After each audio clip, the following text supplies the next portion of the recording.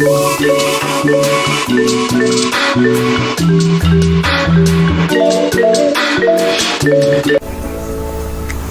semuanya, bagaimana dengan kabar kalian?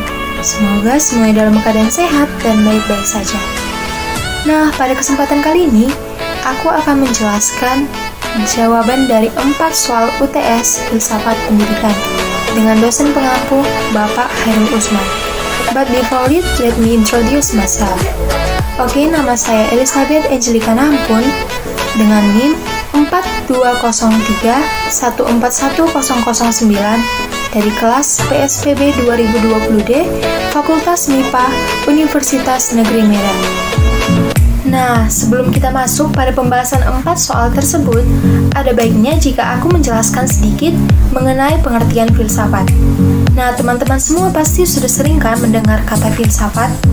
Nah, lantas apa itu sebenarnya filsafat? Filsafat itu berasal dari bahasa Yunani, yang terdiri dari 2 kata. Yang pertama adalah kata philos, yang artinya cinta maupun mencintai. Dan yang kedua berasal dari kata sophia, yang artinya hikmat atau kebijaksanaan. Nah, dari situ dapat kita simpulkan bahwa filsafat itu merupakan hasrat atau keinginan yang sungguh akan kebenaran yang sejati. Dan secara umum, pengertian filsafat itu adalah pengertian filsafat secara umum yaitu suatu gagasan mengenai kebijaksanaan hidup atau yang sering kita sebut dengan filosofi untuk memberikan suatu pandangan hidup secara menyeluruh berdasarkan refleksi terhadap pengalaman hidup dan pengalaman ilmiah. Nah, dengan kata lain, di dalam filsafat ini tidaklah terdapat suatu eksperimen atau percobaan, tetapi di filsafat ini adalah mengemukakan masalah secara persis, mencari solusi, serta memberikan argumentasi atas solusi tersebut. Ayo, gimana nih? Udah pada paham belum mengenai arti filsafat? Nah, semoga teman-teman semua sudah mengerti dan memahami apa itu filsafat. Dan selanjutnya, aku akan membahas 4 soal UTS tersebut. Check it out! Oke, baiklah teman-teman semuanya. Sekarang kita akan masuk pada pertanyaan yang pertama. Jadi pertanyaannya itu, berilah penjelasan tentang hubungan filsafat dengan pendidikan, serta apa tujuan dan manfaatnya bagi kita sehingga materi ini dianggap penting untuk dipelajari. Jadi, teman-teman, filsafat itu mempunyai hubungan yang sangat erat dengan pendidikan, baik pendidikan dalam arti yang teoritis maupun dalam arti yang praktek. Setiap teori pendidikan selalu didasari oleh suatu sistem filsafat tertentu yang menjadi landasannya. Demikian pula semua praktek pendidikan yang diupayakan dengan sungguh-sungguh sebenarnya dilandasi oleh suatu pemikiran filsafat yang menjadi ideologi pendorongnya. Nah, pemikiran filsafat tersebut berusaha untuk diwujudkan dalam praktek pendidikan. Pernyataan tersebut sejalan dengan pendapat Imam Bernadib yang mengatakan bahwa filsafat pendidikan pada dasarnya merupakan penerapan suatu analisis filosofis terhadap lapangan pendidikan. Begitu juga dengan John Dewey yang mengatakan bahwa filsafat merupakan teori umum dari pendidikan, landasan dari semua pemikiran mengenai pendidikan. Nah, yang selanjutnya, apa itu tujuan dari filsafat pendidikan? Tujuan dari filsafat pendidikan dapat ditinjau dari tujuan filsafat dan pendidikan itu sendiri. Filsafat diantaranya memiliki tujuan untuk mengkritisi suatu kepercayaan dan sikap yang telah dijunjung tinggi, mendapat gambaran keseluruhan, analisis logis dari bahasa serta penjelasan tentang arti kata dan konsep. Sementara itu, teori pendidikan bertujuan menghasilkan pemikiran tentang kebijakan dan prinsip-prinsip pendidikan yang didasari oleh filsafat. Tujuan filsafat pendidikan saya rangkum menjadi 5 poin. Yang pertama, dengan berpikir filsafat, seseorang bisa menjadi manusia, lebih mendidik dan membangun dirinya sendiri. Yang kedua, seseorang dapat menjadi orang yang dapat berpikir sendiri. Yang ketiga, memberikan dasar-dasar pengetahuan, memberikan pandangan yang sintesis pula sehingga seluruh pengetahuan merupakan satu kesatuan. Yang keempat, hidup seorang dipimpin oleh pengetahuan yang dimiliki oleh seseorang tersebut. Sebab itu, ketahuilah pengetahuan-pengetahuan terdasar. Berarti, itu artinya kita harus mengetahui dasar-dasar hidup itu sendiri. Yang kelima, bagi seorang pendidik, filsafat mempunyai kepentingan istimewa karena filsafatlah yang memberikan dasar-dasar dari ilmu-ilmu pengetahuan lainnya yang mengenai manusia, seperti misalnya ilmu mendidik. Oleh karena itulah, seorang pendidik maupun seorang calon pendidik yang nantinya akan menjadi seorang guru maupun seorang dosen harus dan wajib mempelajari filsafat pendidikan. Karena apa? Karena agar nanti mereka kelak bisa menyalurkan ilmu mereka dalam mendidik mahasiswa maupun siswanya. Lalu yang selanjutnya, apa manfaat dari filsafat pendidikan? Sama dengan tujuan pendidikan yang tadi, saya telah merangkumnya menjadi 5 poin. Yang pertama, filsafat dapat menolong seorang pendidik dalam mendidik. Yang kedua, filsafat memberikan kebiasaan dan kepandaian untuk melihat dan memecahkan persoalan-persoalan dalam kehidupan sehari-hari. Yang ketiga, filsafat dapat memberikan pandangan yang luas. Yang keempat, filsafat merupakan latihan untuk dapat berpikir sendiri. Dan yang kelima adalah, filsafat dapat memberikan dasar-dasar baik untuk hidup kita sendiri, terutama dalam etika maupun ilmu-ilmu pengetahuan lainnya, seperti sosiologi, ilmu jiwa, ilmu mendidik, dan sebagainya. Nah, selanjutnya kita akan beralih ke soal yang nomor 2.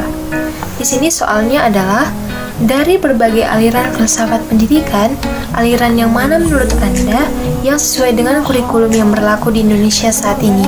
Jelaskan dan berikan alasan Anda. Setelah banyaknya pergantian kurikulum di Indonesia, saat ini kurikulum yang digunakan adalah K13 atau kurikulum 2013. Nah, apa itu kurikulum 2013? Kurikulum 2013 merupakan suatu kurikulum tetap yang diterapkan oleh pemerintah untuk menggantikan kurikulum tingkat satuan pendidikan yang telah berlaku selama kurang lebih 6 tahun. Kurikulum 2013 masuk dalam masa percobaannya di tahun 2013 dengan menjadikan beberapa sekolah menjadi sekolah percobaan. Nah, aspek-aspek yang terkandung dalam kurikulum 2013 itu ada 3.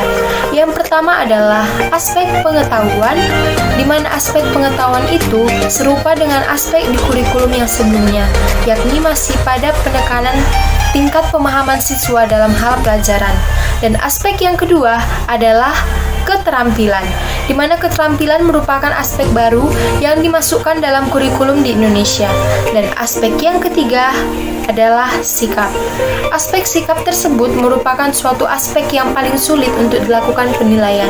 Sikap meliputi perangai yang sopan santun, adabnya dalam belajar, sosial, absensi, dan agama. Nah, teman-teman, walaupun begitu, waktu angkatan aku di daerah-daerah sini masih ada sekolah yang masih menggunakan KTSP 2006. Seperti yang telah kita ketahui sebelumnya, ada beberapa aliran-aliran dalam filsafat pendidikan.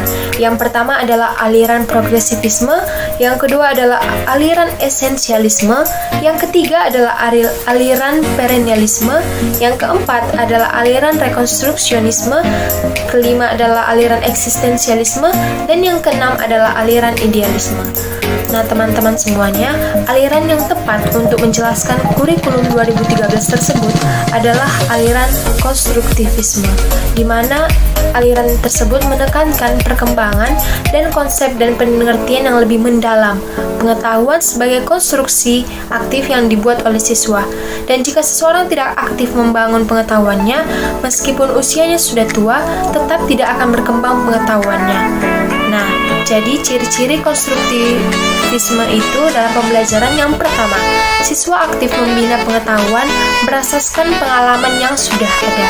Yang kedua, siswa membina sendiri pengetahuannya. Yang ketiga, proses pembinaan pengetahuan pada siswa melalui proses saling mempengaruhi antara pembelajaran yang terdahulu dengan pembelajaran yang terbaru. Dan yang keempat, membandingkan informasi yang baru dengan pemahaman yang sudah ada. Yang kelima, ketidakseimbangan merupakan faktor motivasi pembelajaran yang utama. Dan yang keenam, bahan pengajaran dikaitkan dengan pengalaman siswa untuk menarik minat belajarnya. Nah, itu kan tadi ciri-cirinya dalam pembelajaran. Nah, ciri-ciri guru yang konstruktivisme adalah sebagai berikut. Yang pertama, mendukung dan menerima inisiatif dan otonomi siswa. Yang kedua, mencari tahu tentang pengertian siswa akan konsep yang diberikan sebelum membagi pengertian mereka akan konsep tersebut. Yang ketiga, mendukung siswa untuk terlibat dalam dialog baik dengan guru ataupun sesama siswa. Dan yang keempat, memberikan pertanyaan terbuka untuk mendorong siswa bertanya. Yang kelima, mencari perluasan dari tanggapan siswa. Yang keenam, mengajak siswa terlibat dalam pengalaman yang mungkin bertentangan dengan hipotesa awal dan kemudian mendorongnya untuk diskusi. Yang ketujuh, memberi waktu bagi siswa untuk membentuk hubungan dan menciptakan metafora atau perumpamaan. Dan yang terakhir adalah untuk mengembangkan keinginan dari siswa dengan sering menggunakan model lingkungan belajar atau siklus belajar. Sekarang kita masuk ke soal yang nomor 3. Di sini soalnya adalah filsafat dapat dipergunakan untuk memecahkan masalah hidup dalam kehidupan manusia, di mana pendidikan termasuk di dalamnya. Karena itu, pendidikan membutuhkan filsafat. Mengapa pendidikan membutuhkan filsafat? Jelaskan. Seperti yang telah saya jelaskan pada soal nomor 1 tadi, bahwa filsafat itu merupakan suatu dasar dari pendidikan. Pendidikan membutuhkan filsafat karena masalah-masalah pendidikan tidak hanya mengangkut pelaksanaan pendidikan yang dibatasi pengalaman saja, tetapi masalah-masalah yang lebih luas, lebih dalam, serta lebih kompleks, yang tidak dibatasi pengalaman maupun fakta-fakta pendidikan, dan tidak memungkinkan dapat dijangkau oleh sains pendidikan. Nah, seorang guru, baik sebagai pribadi maupun sebagai pelaksana pendidikan, perlu mengetahui filsafat pendidikan itu apa. Seorang guru perlu memahami dan tidak boleh buta terhadap filsafat pendidikan, karena tujuan pendidikan senantiasa berhubungan langsung dengan tujuan hidup dan kehidupan individu maupun masyarakat yang menyelenggarakan pendidikan. Tujuan pendidikan perlu dipahami dalam hubungannya dengan tujuan hidup. Guru sebagai pribadi yang mempunyai tujuan hidup dan guru sebagai warga masyarakat mempunyai tujuan hidup bersama. Filsafat pendidikan harus mampu memberikan pedoman kepada para guru atau para pendidik. Hal tersebut akan mewarnai sikap perilakunya dalam mengelola proses belajar mengajar atau yang sering kita sebut dengan PBM. Dan selain itu, pemahaman filsafat pendidikan akan menjauhkan mereka dari perbuatan yang meraba-raba, mencoba-coba tanpa rencana dalam menyelesaikan masalah-masalah pendidikan. Sekarang kita akan masuk pada soal yang terakhir, yaitu soal nomor 4. Soalnya adalah, jelaskan bagaimana pandangan filsafat Pancasila terhadap sistem pendidikan nasional. Nah, terlebih dahulu, kita harus memahami apa itu sebenarnya filsafat pendidikan nasional.